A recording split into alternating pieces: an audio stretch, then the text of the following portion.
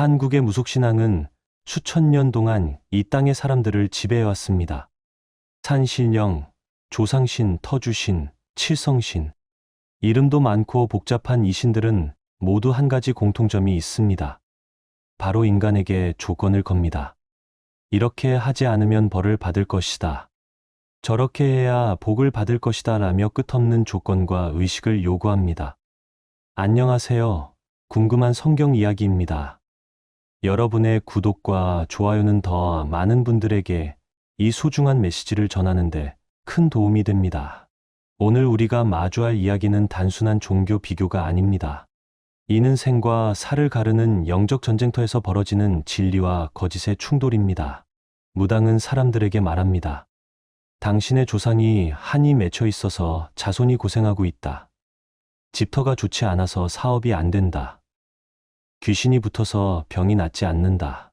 이런 말들을 들은 사람들은 어떻게 됩니까? 더 큰 불안에 빠져들게 됩니다. 지금 이 순간에도 수많은 사람들이 불안과 두려움에 사로잡혀 점집 문턱을 넘나들고 있습니다.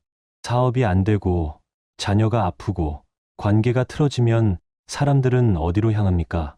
놀랍게도 교회에 다니는 성도들조차 무당을 찾아가고 부적을 몸에 지니고 사주팔자를 보며 운명을 점치려 합니다. 무속신앙은 인간의 가장 원초적인 두 가지 감정을 교묘하게 이용합니다. 바로 두려움과 욕망입니다. 만약 이것을 하지 않으면 큰 재앙이 올 것이다. 이 부적을 차고 다니면 돈이 들어올 것이다. 조상의 한을 풀지 않으면 후손이 고생할 것이다. 이러한 말들은 사람의 마음을 사로잡아 결코 벗어날 수 없는 굴레로 만들어버립니다. 그런데 여기서 우리가 놓치지 말아야 할 중요한 사실이 있습니다. 무속신앙은 결코 해결책을 제시하지 않습니다. 오히려 문제를 더욱 복잡하게 만들어 사람들을 더 깊은 미궁 속으로 끌어들입니다. 한 번 굿을 하면 다시 굿을 해야 하고 한 번 점을 보면 또 점을 봐야 합니다. 이것은 마치 마약과 같습니다. 일시적인 안도감을 주지만 근본적인 치유는 없고 오히려 더 깊은 중독으로 이끌어갑니다. 성경은 이러한 무속신앙의 실체를 명확하게 드러냅니다. 구약 시대 이스라엘 백성들이 섬겼던 바알과 아세라 신앙을 보십시오. 바알은 풍요와 번영의 신이라고 불렸지만 그 제사에는 음란한 행위와 심지어 자녀를 불에 태우는 참혹한 의식이 포함되어 있었습니다. 사람들은 복을 받겠다며 가장 소중한 것들을 희생했지만 그 대가로 얻은 것은 더 깊은 절망과 공허함뿐이었습니다. 사무엘상 28장에 나오는 엔돌의 신접한 여인 이야기를 기억하십니까? 사울 왕이 하나님께 버림받고 절망에 빠졌을 때 그는 죽은 사무엘의 영을 불러올 수 있다는 신접한 여인을 찾아갔습니다. 하지만 그 결과는 어떠했습니까? 더 큰 절망과 죽음이었습니다. 하나님을 떠나 다른 영적 세력에게 의존하려 했던 사울의 선택이 그를 완전한 파멸로 이끌었다는 사실입니다. 오늘날 우리 주변의 무속신앙도 똑같은 패턴을 보입니다. 사람들의 절박함과 약함을 이용하여 끝없는 의존성을 만들어냅니다. 이번 달 운세가 좋지 않으니 조심하라. 집안에 애군이 있으니 굿을 해야 한다. 조상제사를 제대로 지내지 않아서 집안이 어렵다. 이런 말들로 사람들을 두려움 속에 가두어 놓고 그 두려움을 해소한다며 돈과 시간과 정신력을 빼앗아갑니다. 더욱 심각한 것은 이러한 무속적 사고가 현대적인 모습으로 포장되어 우리 사회 깊숙이 스며들었다는 점입니다. 별자리 운세, 타로 카드, 사주 카페, 무료 운세.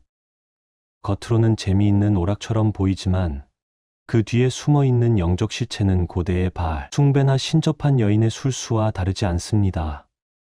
특히 젊은 세대들 사이에서 MBTI 궁합, 별자리 성격 분석, 타로카드 연애운과 같은 것들이 인기를 끌고 있습니다. 겉으로는 과학적이고 합리적인 것처럼 포장되어 있지만 본질적으로는 자신의 정체성과 미래를 외부의 불확실한 기준에 맡기는 것입니다. 이것 역시 하나님보다 다른 것에 의존하려는 우상숭배의 한 형태입니다. 그렇다면 성경신앙은 무엇이 다릅니까? 성경신앙의 핵심은 조건이 아니라 관계입니다. 하나님은 우리에게 이것을 해야 복을 주겠다 고 거래를 제한하시는 분이 아닙니다. 오히려 우리가 아무것도 할 수 없을 때, 우리가 죄인이었을 때에도 먼저 우리를 사랑하시고 구원의 길을 열어주신 분입니다. 무속신앙이 내가 이렇게 해야 신이 도와줄 것이다 라고 말한다면, 성경신앙은 하나님이 이미 너를 위해 모든 것을 해주셨다고 선포합니다. 이것이 바로 은혜입니다. 우리의 행위나 노력이 아니라 하나님의 일방적인 사랑과 긍휼로 주어지는 구원입니다. 예수 그리스도의 십자가는 모든 무속적 굴레를 끊어버리는 완전한 해답입니다. 십자가에서 예수님께서 다 이루었다고 외치셨을 때, 이는 단순히 구원 사역이 완성되었다는 의미만이 아닙니다. 이는 인간을 속박하는 모든 어두운 세력, 모든 두려움과 미신, 모든 영적 압제가 완전히 패배했다는 승리의 선언이었습니다. 고린도전서 10장 20절에서 바울 사도는 이렇게 경고합니다. 이방인의 제사하는 것은 귀신에게 하는 것이요 하나님께 하는 것이 아니니 나는 너희가 귀신과 교제하는 자가 되기를 원하지 아니하노라. 여기서 이방인의 제사는 오늘날의 굿, 진호기, 고사 등과 같은 무속적 의식들을 가리킵니다. 이러한 행위들은 겉으로는 조상을 위하고 가족의 평안을 빈다는 명분을 내세우지만 실제로는 하나님이 아닌 악한 영들과 교제하는 것입니다. 구약의 이스라엘 백성들이 반복적으로 빠져들었던 우상숭배의 패턴을 보면 오늘날 우리의 모습과 놀라울 정도로 닮아 있습니다.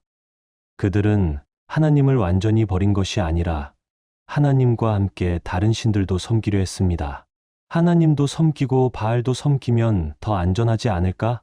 라는 생각이었습니다. 오늘날도 마찬가지입니다. 많은 그리스도인들이 교회도 다니고 점도 보고 기도도 하고 부적도 차고 예배도 드리고 조상 제사도 지내면 더 확실하지 않겠느냐고 생각합니다.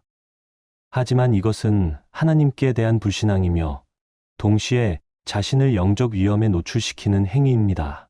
열왕기상 18장의 엘리야와 바알 선지자들의 대결을 기억해 보십시오.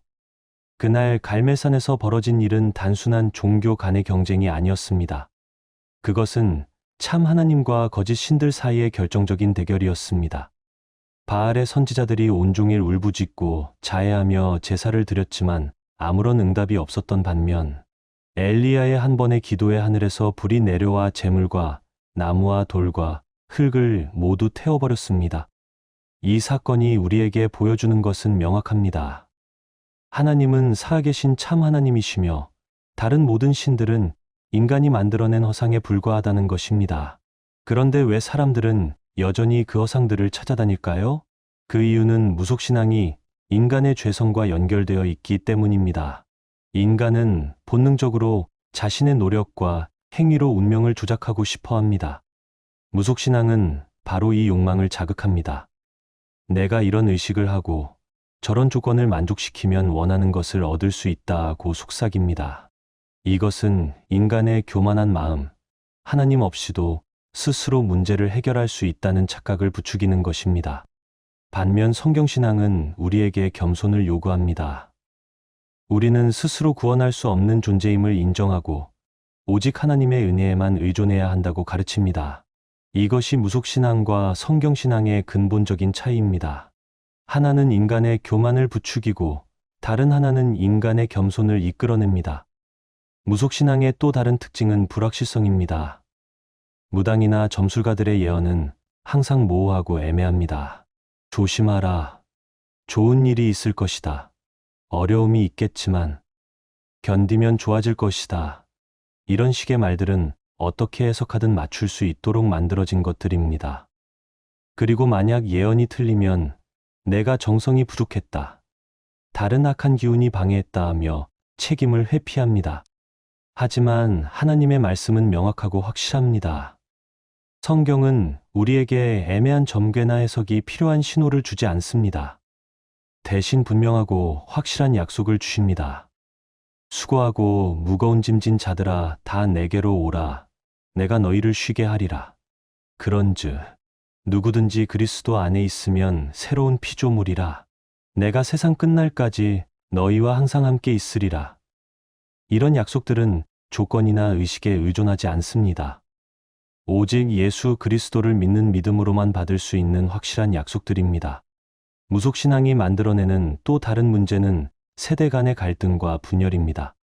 조상의 한, 가문의 업보, 대물림되는 애군 같은 개념들은 후손들에게 조상에 대한 두려움과 죄책감을 심어줍니다. 살아있는 사람들은 죽은 조상들을 두려워하며 끊임없이 그들을 달래기 위한 의식을 치러야 한다고 생각하게 됩니다. 하지만 성경은 우리에게 전혀 다른 관점을 제시합니다. 에스겔 18장 20절은 이렇게 선언합니다. 범죄하는 그 영혼은 죽을지라. 아들은 아버지의 죄악을 담당하지 아니할 것이요 아버지는 아들의 죄악을 담당하지 아니하리니. 즉, 각 사람은 자신의 행위에 대해서만 책임을 지며 조상의 죄가 후손에게 자동으로 전가되지 않는다는 것입니다. 이것이 얼마나 놀라운 해방의 메시지입니까? 우리는 더 이상 조상의 죄나 가문의 업보에 얽매여 살 필요가 없습니다. 예수 그리스도 안에서 우리는 과거의 모든 굴레로부터 자유로워졌습니다. 갈라디아서 5장 1절의 말씀처럼 그리스도께서 우리를 자유롭게 하려고 자유를 주셨으니 그러므로 굳건하게 서서 다시는 종의 멍에를 매지 말라는 것입니다. 하지만 여전히 많은 사람들이 이 자유를 누리지 못하고 있습니다. 왜 그럴까요? 그것은 무속신앙이 즉각적이고 가시적인 해답을 약속하기 때문입니다. 오늘 굿을 하면 내일 사업이 잘 될 것이다. 이 부적을 차면 시험에 합격할 것이다. 이런 식의 즉석 해답은 불안한 마음을 가진 사람들에게 매력적으로 다가옵니다. 반면 성경신앙은 우리에게 인내와 기다림을 요구합니다. 하나님의 뜻은 우리의 계획이나 일정에 맞춰 진행되지 않습니다. 때로는 우리가 원하는 것과 다른 방향으로 이끄시기도 합니다. 이것이 사람들로 하여금 성경신앙보다는 무속신앙을 선택하게 만드는 이유 중 하나입니다. 하지만 여기서 우리가 깊이 생각해 봐야 할 것이 있습니다. 무속신앙이 약속하는 즉각적인 해답들이 정말로 문제를 해결해 주었습니까? 굿을 한 후에 사업이 정말 잘 되었습니까? 부적을 찬 후에 원하는 대학에 합격했습니까? 설령 그런 일이 일어났다 하더라도 그것이 과연 무속의식의 결과였을까요? 아니면 단순한 우연의 일치였을까요?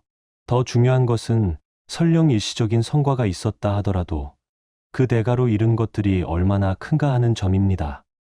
하나님과의 관계, 마음의 평안, 영적 자유, 그리고 무엇보다 진리 안에서 누릴 수 있는 참된 기쁨과 소망을 잃어버리게 됩니다. 성경신앙은 우리에게 완전히 다른 관점을 제시합니다. 문제 자체를 제거하는 것이 목적이 아니라 문제 속에서도 하나님과 함께 걸어갈 수 있는 힘을 주는 것입니다. 로마서 8장 28절이 말씀하는 바와 같이 하나님을 사랑하는 자, 곧 그의 뜻대로 부르심을 입은 자들에게는 모든 것이 합력하여 선을 이루느니라 는 약속입니다. 이 약속은 모든 일이 우리 뜻대로 될 것이라는 뜻이 아닙니다. 오히려 어떤 상황에서든 하나님이 우리와 함께 계시며 모든 것을 합력하여 선을 이루어 가신다는 확신입니다. 이것이 바로 무속신앙이 절대로 줄 수 없는 참된 평안과 소망입니다. 무속신앙은 외부 환경을 바꾸려고 애쓰지만 성경신앙은 우리의 내면을 변화시킵니다. 무속신앙은 운명을 조작하려 하지만 성경신앙은 운명을 초월하게 합니다. 무속신앙은 두려움을 먹고 자라지만 성경신앙은 두려움을 몰아내고 사랑으로 채워줍니다. 요한일서 4장 18절은 이렇게 말씀합니다. 사랑 안에 두려움이 없고 온전한 사랑이 두려움을 내쫓나니 두려움에는 형벌이 있음이라. 하나님의 완전한 사랑을 경험한 사람은 더 이상 조상의 한이나 귀신의 방해나 애군을 두려워할 필요가 없습니다. 왜냐하면 그 모든 것보다 크신 하나님이 우리와 함께 계시기 때문입니다. 그런데 안타깝게도 많은 그리스도인들이 이 진리를 머리로는 알고 있지만 삶에서는 여전히 무속적 사고에 사로잡혀 살아갑니다.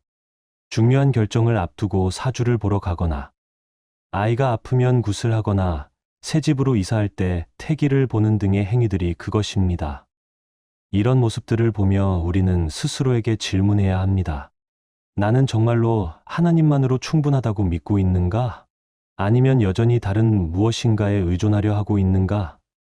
이 질문 앞에서 우리는 정직해져야 합니다. 성경은 우리에게 오직 하나님만을 의지하라고 명령합니다.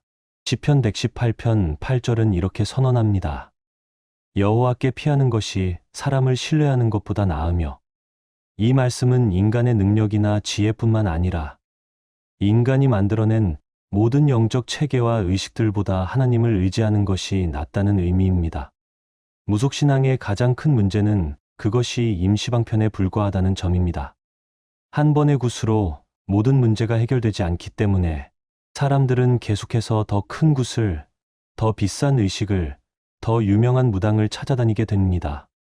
이것은 마치 바닥에 구멍이 뚫린 물통에 물을 붓는 것과 같습니다. 아무리 많은 물을 부어도 결코 찰 수 없습니다. 하지만 예수 그리스도는 우리에게 영원히 목마르지 않을 물을 주신다고 약속하셨습니다. 요한복음 4장에서 사마리아 여인에게 하신 말씀을 기억하십시오. 내가 주는 물을 마시는 자는 영원히 목마르지 아니하리니 내가 주는 물은 그 속에서 영생하도록 솟아나는 샘물이 되리라. 이것이 바로 성경신앙이 제시하는 완전한 해답입니다. 이 영원한 샘물은 조건부가 아닙니다. 우리가 특별한 의식을 행하거나 값비싼 재물을 바쳐야 받을 수 있는 것이 아닙니다. 오직 예수 그리스도를 구주로 믿고 영접하는 것만으로 충분합니다. 이 얼마나 놀라운 은혜입니까? 사도행전 19장에 나오는 에베소 교회의 이야기를 보십시오. 복음을 받아들인 에베소 사람들이 무엇을 했습니까? 그들은 자신들이 가지고 있던 마술책들을 모두 가져와서 불태워버렸습니다. 그 책들의 값이 은 5만 데나리온이었다고 기록되어 있는데, 이는 당시 노동자가 137년 동안 일해야 벌 수 있는 거액이었습니다. 에베소 사람들이 왜 그렇게 큰 손해를 감수하면서까지 마술책들을 태웠을까요? 그것은 그들이 예수 그리스도 안에서 참된 능력과 자유를 경험했기 때문입니다. 더 이상 마술이나 점술에 의존할 필요가 없어졌기 때문입니다. 그들은 그리스도 안에서 모든 것을 새롭게 바라보게 되었고, 과거의 미신적 산과 완전히 결별하기로 결단했습니다. 오늘날 우리에게도 같은 결단이 필요합니다. 우리의 손에는 어떤 마술책들이 들려 있습니까? 혹시 지갑 속에 부적이 들어있지는 않습니까? 스마트폰에 운세 앱이 설치되어 있지는 않습니까? 중요한 일을 앞두고 태기를 보는 것이 습관이 되어 있지는 않습니까? 이런 것들이 겉으로는 작고 무해해 보일 수 있습니다. 재미로 보는 것뿐인데 뭐가 문제냐고 말할 수도 있습니다. 하지만 성경은 이런 것들을 가볍게 여기지 않습니다. 신명기 18장 10절부터 12절은 이렇게 경고합니다. 그의 아들이나 딸을 불 가운데로 지나게 하는 자나, 복술자나 기륭을 말하는 자나 요술을 하는 자나 무당이나 진언자나 신접자나 박수나 초혼자를 너희 중에 용납하지 말라. 이런 일을 행하는 모든 자는 여호와께서 가증히 여기시느니라. 여기서 가증히 여기신다는 표현은 단순한 불쾌감이 아닙니다. 이는 하나님의 거룩하신 성품에 정면으로 대적하는 행위라는 의미입니다. 하나님께서 이렇게 강하게 반응하시는 이유는 무속신앙이 하나님의 주권을 부정하고 인간으로 하여금 다른 영적 세력에게 의존하게 만들기 때문입니다. 우리는 여기서 한 가지 중요한 사실을 깨달아야 합니다. 무속신앙과 성경신앙은 단순히 다른 종교가 아니라 서로 양립할 수 없는 대립적인 세계관입니다. 하나는 두려움에 기초하고 다른 하나는 사랑에 기초합니다. 하나는 조건부 축복을 말하고 다른 하나는 무조건적 은혜를 선포합니다. 예수님께서 이 땅에 오신 목적을 누가복음 4장 18절에서 이렇게 선포하셨습니다. 주의 성령이 내게 임하셨으니 이는 가난한 자에게 복음을 전하게 하시려고 내게 기름을 부으시고 나를 보내사 포로된 자에게 자유를, 눈먼 자에게 다시 보게 함을 전파하며 눌린 자를 자유롭게 하고. 여기서 포로된 자, 눌린 자는 바로 무속신앙의 속박에 갇힌 사람들을 포함합니다. 무속신앙의 속박은 단순히 외적인 의식이나 행위에 그치지 않습니다. 그것은 사람의 사고방식 자체를 지배합니다. 무속적 사고에 익숙해진 사람들은 모든 일을 기중화보게의 관점에서 바라보게 됩니다. 좋은 일이 일어나면 내가 굿을 잘했구나 라고 생각하고, 나쁜 일이 일어나면 어디서 애군이 끼었나 라고 생각합니다. 이런 사고방식은 사람으로 하여금 하나님의 섭리와 뜻을 올바르게 깨닫지 못하게 만듭니다. 모든 것을 미신적 관점에서 해석하게 되면 하나님이 우리 삶을 통해 이루어 가시는 놀라운 계획을 보지 못하게 됩니다. 욥기서의 욥을 생각해 보십시오. 욥이 겪은 고난을 무속적 관점에서 본다면 조상의 업보 때문이거나 집터가 좋지 않아서 또는 귀신이 달라붙어서라고 해석했을 것입니다. 그리고 그 해결책으로 굿을 하거나 이사를 가거나 퇴마 의식을 행했을 것입니다. 하지만 욥기서가 우리에게 보여주는 진실은 전혀 다릅니다. 욥의 고난에는 하나님의 허락과 목적이 있었고 그 과정을 통해 욥은 하나님을 더 깊이 알게 되었습니다. 욥은 고난의 끝에서 이렇게 고백했습니다. 내가 주께 대하여 귀로 듣기만 하였더니 이제는 눈으로 주를 배움나이다. 이것이 바로 성경신앙이 제시하는 고난에 대한 관점입니다. 고난을 피해야 할 악한 것으로만 보지 않고 하나님을 더 깊이 만날 수 있는 기회로 바라보는 것입니다. 이런 관점을 가진 사람은 더 이상 고난을 두려워하지 않습니다. 왜냐하면 모든 고난에는 하나님의 목적과 계획이 있음을 알기 때문입니다. 반면 무속신앙은 고난을 무조건 피해야 할 것으로만 봅니다. 그래서 온갖 방법을 동원해서 애군을 막고 재앙을 피하려고 애씁니다. 하지만 이런 노력들은 근본적인 해결책이 될 수 없습니다. 왜냐하면 인생의 고난과 어려움은 외부의 악한 기운 때문이 아니라 이 세상이 죄로 인해 타락했기 때문이기 때문입니다. 성경신앙은 이 근본 원인을 정확히 진단하고 동시에 완전한 해결책을 제시합니다. 죄의 문제는 예수 그리스도의 십자가로 해결되었고 세상의 고난은 하나님의 사랑과 섭리 안에서 의미를 갖게 됩니다. 그리고 장차 올 하나님 나라에서는 모든 눈물과 아픔이 사라질 것이라는 영원한 소망을 제시합니다. 무속신앙이 제시하는 것은 현세적이고 물질적인 복뿐입니다. 돈을 벌고 병을 낫고 자녀가 성공하는 것, 이런 것들이 무속신앙이 약속하는 전부입니다. 하지만 성경신앙은 이런 현세적 축복뿐만 아니라 영원한 축복을 약속합니다. 하나님과의 영원한 교제, 영원한 생명, 영원한 기쁨과 평안, 이런 것들은 어떤 무속적 의식으로도 얻을 수 없는 것들입니다. 성경신앙이 무속신앙과 다른 또 다른 점은 확실성입니다. 하나님의 말씀은 변하지 않습니다. 천지는 없어질지언정 내 말은 없어지지 아니하리라고 예수님께서 말씀하셨습니다. 하나님의 약속은 우리의 감정이나 상황에 따라 바뀌지 않습니다. 반면 무속신앙의 예언들은 항상 변합니다. 오늘 점쟁이가 한 말과 내일 무당이 하는 말이 다를 수 있고 같은 사람이라도 상황에 따라 다른 해석을 내놓습니다.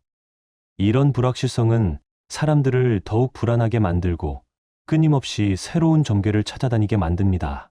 또한 성경신앙은 공동체적 성격을 갖고 있습니다.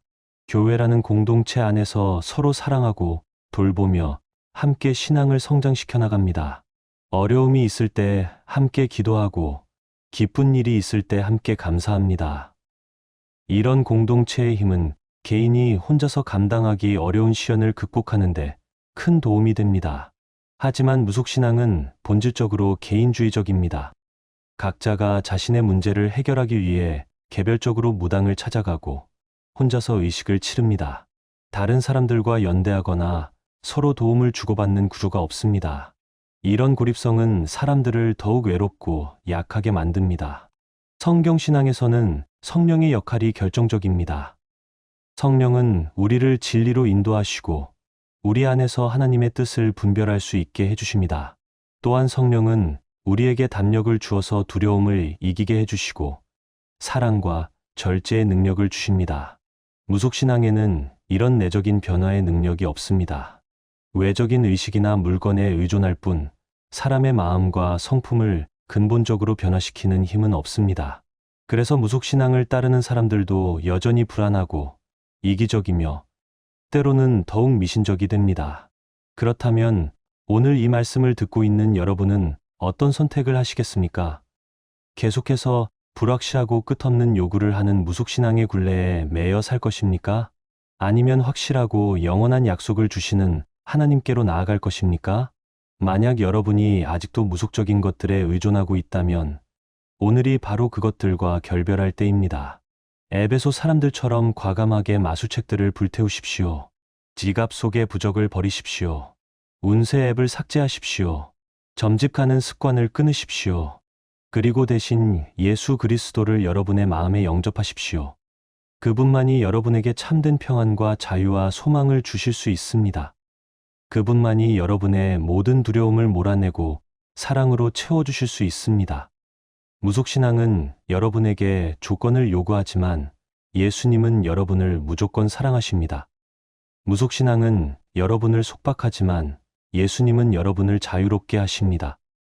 무속신앙은 여러분에게 두려움을 주지만 예수님은 여러분에게 평안을 주십니다.